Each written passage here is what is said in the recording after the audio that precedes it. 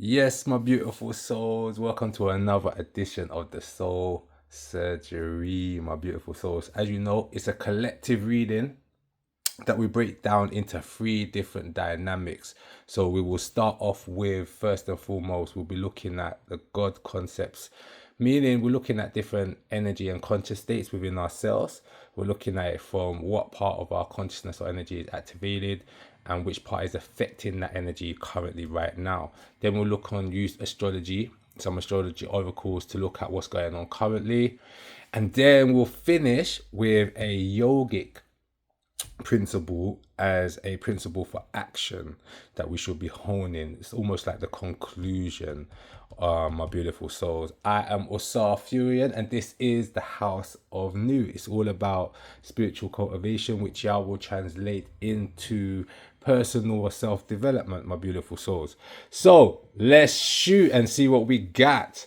Okay, we got Sebek and we got Osiris, just so y'all can see. Two very opposing principles.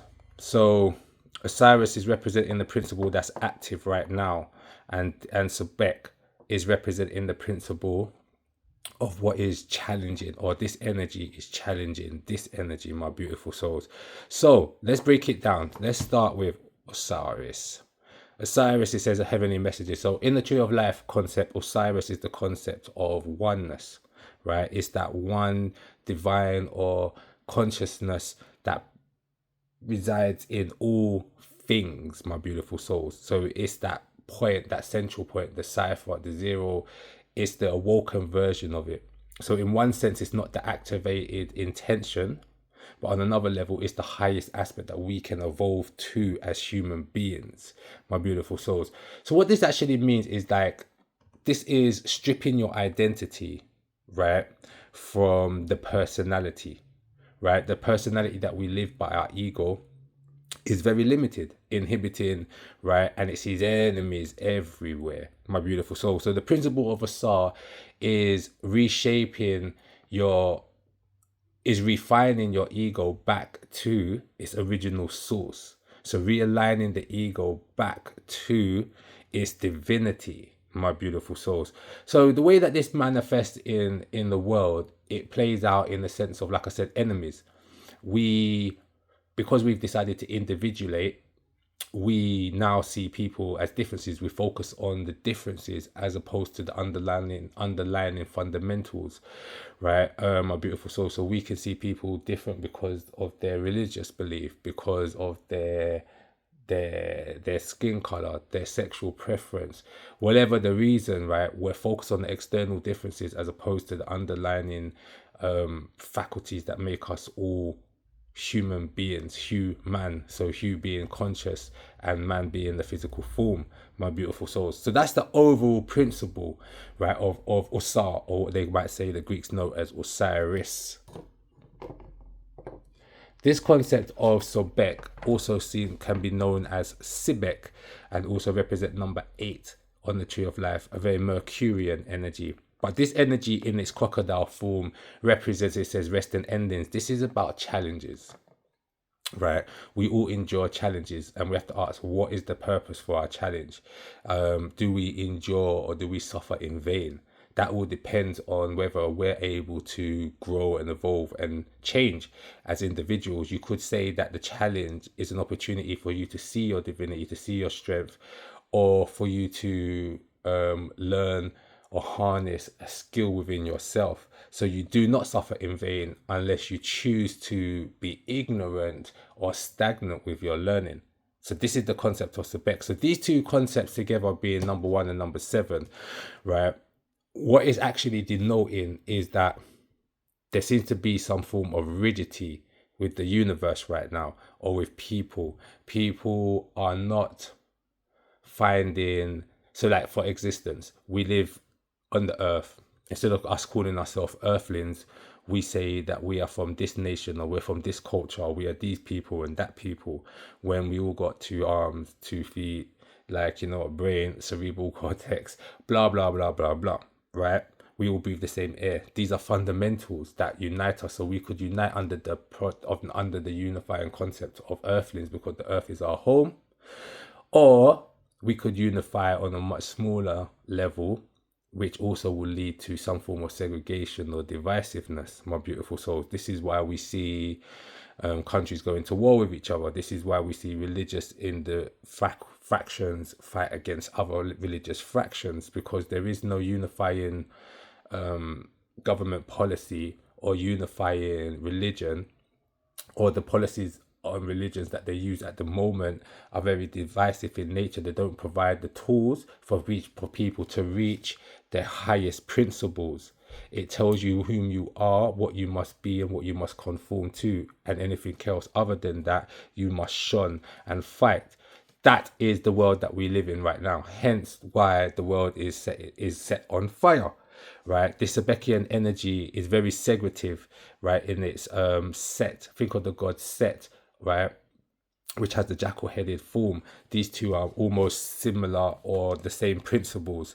So this fits this wash symbol, right? If you can look closer, it's got the symbol of Set, right? Almost this weird looking jackal looking thing. So it's representative of the intellect, the ability to learn, the ability to grow. But the intellect is also the shaping factor of personality, which traps us in our emotional programming, my beautiful soul. So the same challenges and opportunities that come from these challenges have now become programs that we hide behind, defense mechanisms, all because of the trauma or the pain that we've experienced, which is again keeping us at each other's throats, not seeing the fundamentals so that we can unite, be unified in diversity, as opposed to this false concept of equality. So that is on a global level, my beautiful souls. So on a personal level, this is your mind over your intuition, right? It's like the things you've learned, the systems you've lived by, the code you live by, the peer pressure, the cultural pressure, the family pressure, the nature nurture, right? Your own whims or fears. This is all shaped your thinking and shaped your thinking pattern. And that thinking pattern now kind of doesn't leave room for you to it doesn't leave room for you to allow some sort of merging with others. So there seems to be some sort of repulsion here when it comes to our ability to accept differences or different people, or to merge with people and to live in harmony, right, my beautiful soul? So the mind has hijacked your system, or your fears, your personality has hijacked your system. So you now really believe that you are shy, or that you should be superior. So this segregative energy is very analytical. Analysis means to separate. So in order for the universe to allow there to be a multitude of things for us to experience life, there had to be a differentiating dynamic that was part of source or spirit that allowed every individual to live. But then they were harmonized under Ma'at. But when we take the principle of Ma'at, divine law, balance, harmony, right, then we're left with this egotistical personality, fear-driven self, my beautiful souls. Jeez, that was a lot. And you can see when they say the principle of Ma'at, you see he's got the plumes, the feathers, symbolic of Ma'at. Again, life force energy must be balanced by the universal principle of harmony, interconnected and interrelatedness, my beautiful souls.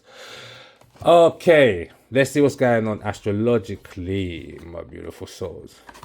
Leo, the sign of the eagle. Do you know what I'm saying? And remember, the ego is not something that we're shunning, my beautiful souls. The ego, when it's misaligned, becomes destructive, becomes tyrannical, becomes needy, right? The Leo energy is representative of Haru, right? Or Horus, right? The warrior, my beautiful soul. Or some people might know him as Shango or Michael that slew the devil. So there has to be some form of self. This Leo energy is saying shine here. It's saying own who you are, what you are. But does who you are and what you are come at the expense of snuffing out somebody else's own individuality? If it does, then that's not probably the truth. Your individuality is tainted, right? But also on the flip side, is somebody else's version of individuality also snuffing out your individuality, because remember, their source is infinite in its creation and what it can manifest. So no two souls have to be the same or be a clone of each other. So as we stand in our individuality, that's what we defend, and we must also allow another to stand in their individuality. And this is what it means to shine, my beautiful soul. So Leo represents, okay, we could do the astrological dynamic. Leo being a sovereign energy. So stand in your sovereignty. Your divinity is your sovereignty, not your ego or your personality, right, my beautiful souls? That limitedness comes with the fears, right? Leo can also be represent children, sport, creativity. Like you got the fifth house here. The fifth house, it also rules over, which rules taking a form of gambling, taking a risk, a form of dating, you know, how you reproduce yourself, right? So reproduce yourself through your creativity or your creative loins. But we've got the sixth house here. So one's ego must serve,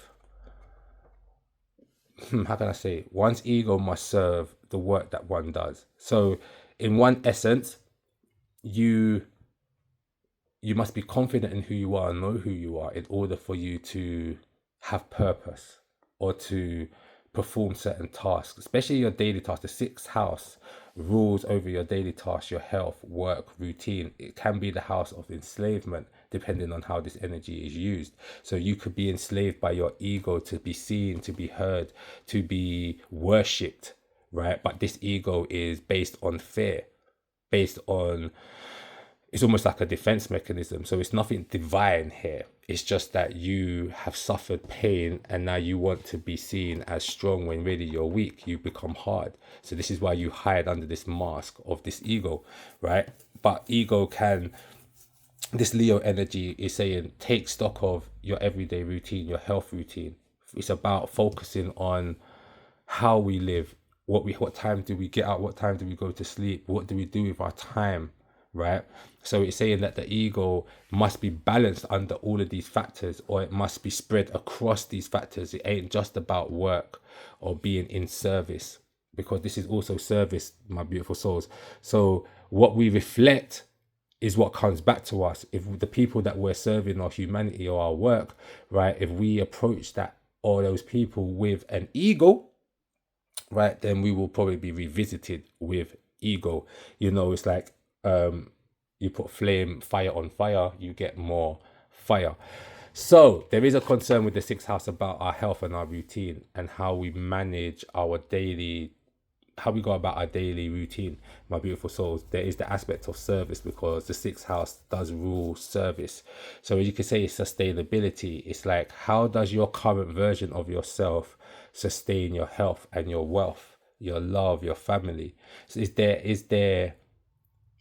there damage when it comes to your self-concept, your self-esteem, my beautiful souls? Is what you are internally being reflected through your actions and through what you're receiving, right? So the sixth house is about sustainability. Are you feeding a false ego, my beautiful souls? And in doing that, are you keeping yourself limited from abundance, limited from making certain connections? Because again, this is a universal thing. The whole of humanity is being tested on how we embrace unity in diversity, right? Because to shun unity, to shun diversity, is to shun the infiniteness of the creator or source, my beautiful souls, or the supreme intelligence of the universe, or the essential abundantness of your consciousness and its ability as a force to manipulate energy. Better still, my beautiful souls, because that's a limitation if we are thinking small. Now we got tapas, part of a yogic principle, if I remember rightly. I'm going to read it from the book, that represents discipline, my beautiful souls. Let's bring it forward. Discipline. So going back to this Leo energy, right? When I said mention the energy of the hero, of the warrior, so y'all said that it represents the god Haru, right? Which was the son, right, of Auset. So Auset was murdered, in a sense, by his own not his own arrogance, by arrogance. Right? So for a human being, it's saying that our folly, our ignorance of knowing what we truly are, trusting our fear-based intellect or personality, yeah, basically robs us of our divinity, right? It's like it constantly snuffs our self-esteem, our confidence, our sovereignty, right? So the warrior comes with the ability to to step back, to break the emotional programming, right, and to face its demons, its programmer, which is itself, to face its fears, face its traumas, to face its all of that goodness there, everything that is pushed into the shadow and the unconscious aspect of itself.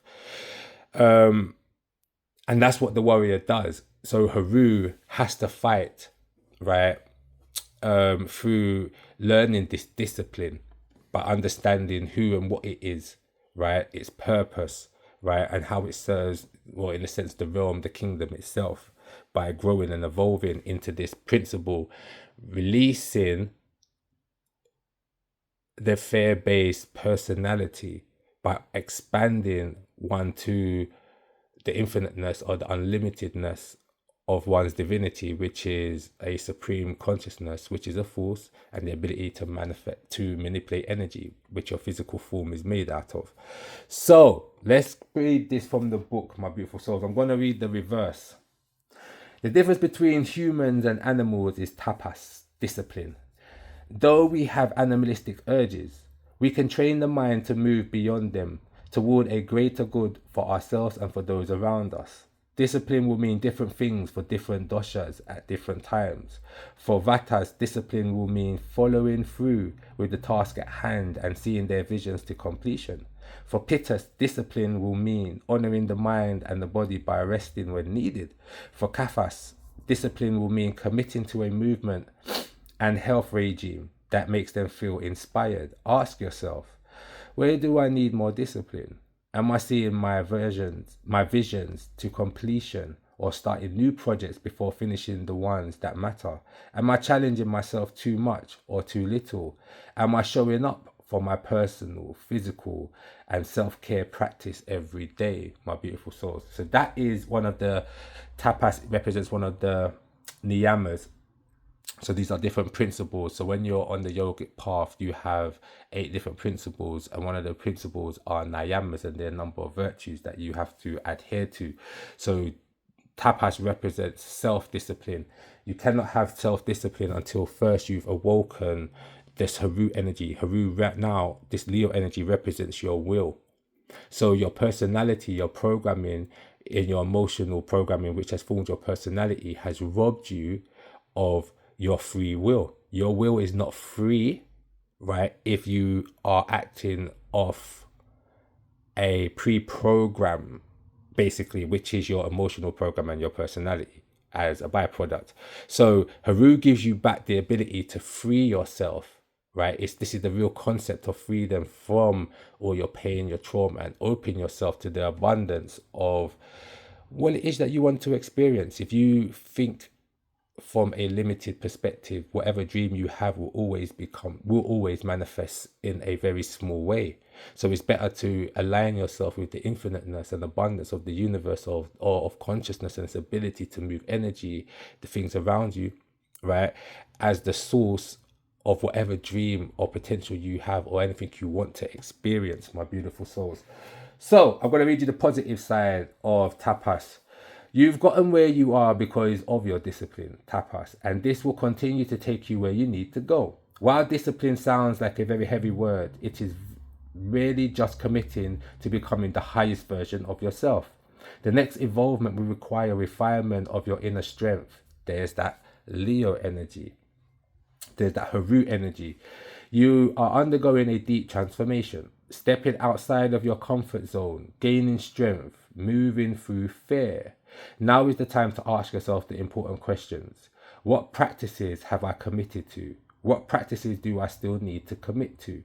Is my daily routine serving me? This is that 6th house sustainability, my beautiful souls.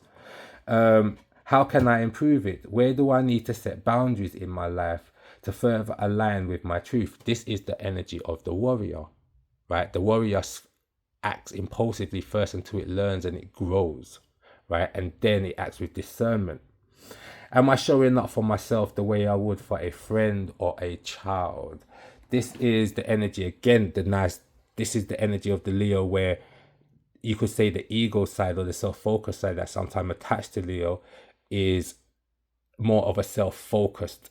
Instead of selfish, it's self-focused, right? It's making you the controller of your vehicle, right? It's activating your cerebral cortexes, my beautiful souls, right? So that is the energy this week. Remember, we do not need to carry the burdens of our past and allow them to inhibit us or inhibit our dreams or our potential.